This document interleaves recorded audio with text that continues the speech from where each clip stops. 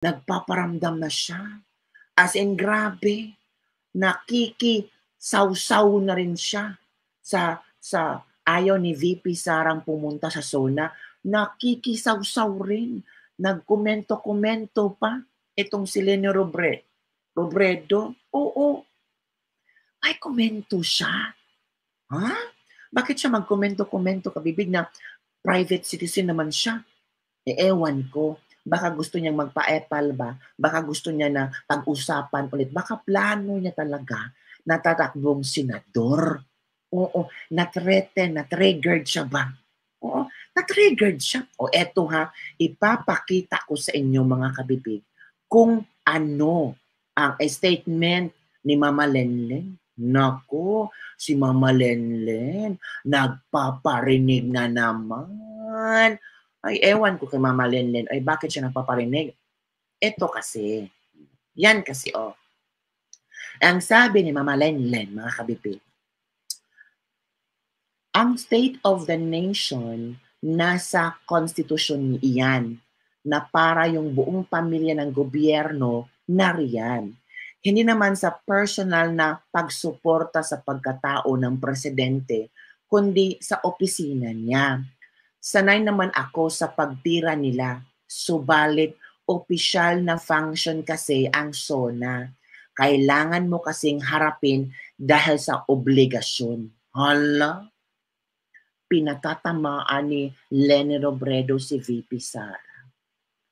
Sabi ni Leni Robredo, naku, kailangan mong harapin VP Sara dahil obligasyon mo yan. Naku, sinupalpal ni Leni Robredo si VP Sara. Naku, iba din tumira si Leni Robredo, no?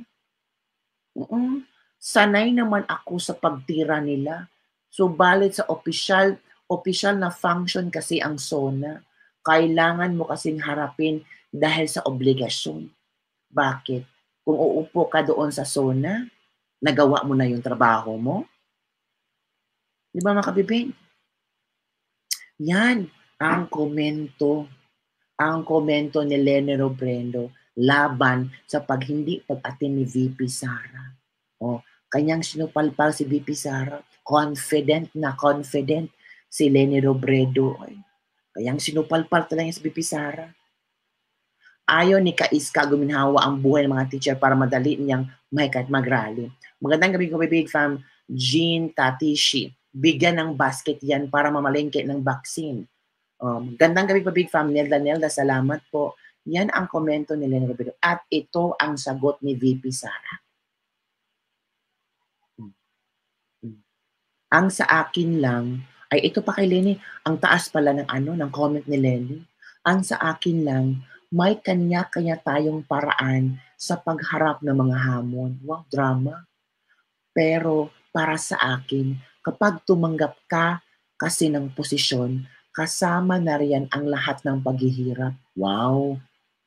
So, ano to? Ang attitude ko palagi, tinanggap ko ang obligasyon. Kaya tanggapin ko rin ang hirap na kaakibat nito. Kaya imbis na magtampo ako, hanapan na lang ng paraan. So meaning si VP Sara nag-a-attitude. So meaning si VP Sara pangit ang attitude kasi hindi aatin sa SONA. Iba din. Iba din ang apog ni Leni Robredo. Diba? Hello, YouTube. Hello, MK Rosales, salamat. Grace Norgard, hello. Tingnan nyo, tingnan nyo ang komento ni Leni Robredo. Ang attitude niya palagi, mga kabibig, tinatanggap niya ang obligasyon. Talaga? Tinatanggap mo ang obligasyon? Kaya nga talo ka. Diba? Nagpa-relevant na naman si Leni. Oo. Hanapan daw ng paraan para maka-attend ng SONA. Kung ayaw ni VP kung ayaw ng isang taong umaten at alam niyang magplastikan lang sila, what's for? Para ipakita sa tao na maganda ang kanilang friendship ni Bongbong Marcos? Hindi ganon si VP Sara. Kaya nga, minahal siya ng maraming tao kasi naging totoo siya sa kanyang sarili. Hindi siya plastic. Yung attitude mong plastic, yan ang nakasisira sa'yo. Ang attitude ni VP Sara, ang pagiging totoo sa sarili na kanyang pinapakita sa lahat ng mamamayang Pilipino. Kaya maraming nagmamahal sa kanila. Lenny, iba ang ginawa mo noon, ikay VP. Dito ka sa Europe at AS, binababa mo ang level, istiraan mo si PRRD. Hindi pa pala tanggap nila na wala na siyang halaga. Naalala ko si Tatay Digong noong unang nang apura sila ng vaccine. Yun sabi Tatay Digong, bigyan ng basket para mamalingki ng vaccine. Kaluod ni Lugaw. Ingat tayo sabi ni Lutang, 1,700 lang pala isa ng Pilipinas. Eto ha. So Lenny, yun pala ang gusto mo. Gusto mong supalpalin ka ni VP Sara? Wes, supalpalin ka ni VP Sara. Akala nyo, hindi kayo sasagutin ni VP Sara? Ito ang sagot ni VP Sara. Para mahiya kayo. Ito ang sagot ni VP Sara ha. Para tumahimik kayo. Oo. Ito lang. Simple lang ang sagot ni VP Sara mga kabibig. Kabibig. Hello Victoria Custodio, salamat. Ito lang ang simpleng sagot ni VP Sara. Para sa iyo, Lenny Robredo. Kasi mahilig kang sumausaw sa mainit na kape. Ito ang sagot ni VP Sara. Ngayon lang ako nakakita ng Vice President na hinahanapan ng attendance sa lahat ng bagay. Check. Diba? Hindi yun joke. Hindi rin yun bomb threat. I think many missed the point. So para sa akin, kung hindi mo naintindihan the first time, I don't think you deserve an explanation. Boom! Diba? Simple lang ang sagot ni VP Sara. Oh, yung iba na nalilito na naman anong ibig sabihin ni VP Sara. Hoy, gamitin mong kukote mo. Oo. Huwag kang masyadong huwag kang masyadong bobo. Oo, gamitin mo ang kukote mo, ay understand mo kung ano ang point ni VP Sara. Ngayon na siya nakita ba na lahat ng mga social gatherings kailangan ang attendance ng Vice President. Bakit? Kung merong mga gathering si Bongbong Marcos, sino palaging kasama? Hinahanap ba niya si VP Sara? Yung pupunta si Bongbong Marcos sa iba't ibang bansa, sinama ba niya si VP Sara one time lang? Wala, di ba? Ngayon, SONA, hinahanap niya si VP Sara. Bakit? Para gamitin?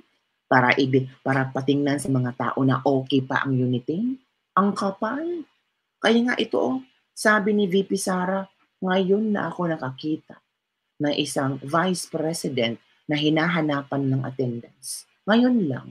And this time lang sa SONA lang hinahanap si VP Sara.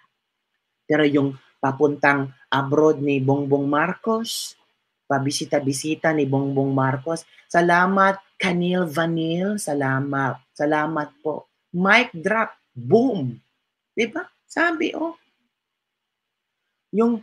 ito ha, yung si Bongbong Marcos, pamimigay ng ayuda sa iba't ibang sulok ng bansa. Inimbita ba niya si VP Sara? Kasi gusto niyo ng unit team eh. Gusto niyo makita ang unit team, ang power ng unit team. Gusto niyo makita palaging attendance ng VP natin. Pero yung mga paayuda ni Bongbong Marcos, bakit hindi niya inimbita si VP Sara kahit isa man lang? Bakit puro sinasama niya si Martin Romualdez? Bakit? Tandem ba sila ni Martin Romualdez? Di ba hindi? Sino ang katandem ni Bongbong Marcos tumakbo? Di ba si VP Sara? Isipin niyo, gamitin ang kokote. Di ba? So natural, VP Sara, natural mawindang si VP Sara. Ngayon lang kayo maghahanap sa akin? Ngayon lang kayo maghahanap sa akin kasi SONA na. Pero yung pamimigay nyo ng ayuda na dapat tandem tayo BBM, hindi mo ako sinama. So anong klaseng laro to? Gamitan? Tingnan mo.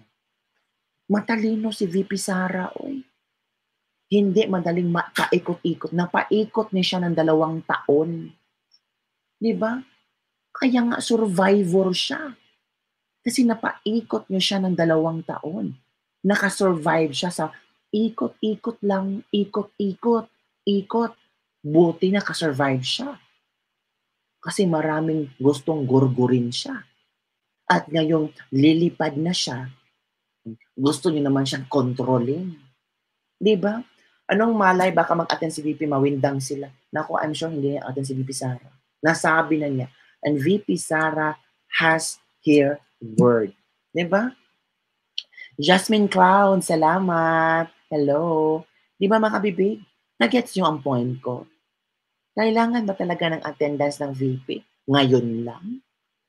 Ngayon lang ba hahanapin niyo ang VP? Pero sa panahon ng pa-abroad-abroad niyo, sa panahon ng pa-concert-concert niyo, sa panahon ng fashion show niyo sa Malacanang, inimbitahan ba niyo si VP Sara? Sa panahon na kumanta si Martin na Nievera ng Be My First Lady, inimbitahan ba niyo si VP Sara? Hindi. Gets niyo? So ngayon naghahanap kayo ng Vice President? Wow. Para ano? Para gamitin? Wow. 'Di ba? Gets niyo kabibig? Lahat ng programa, lahat ng ginagawa ni Bongbong Marcos, official yan. And SONA is one of that.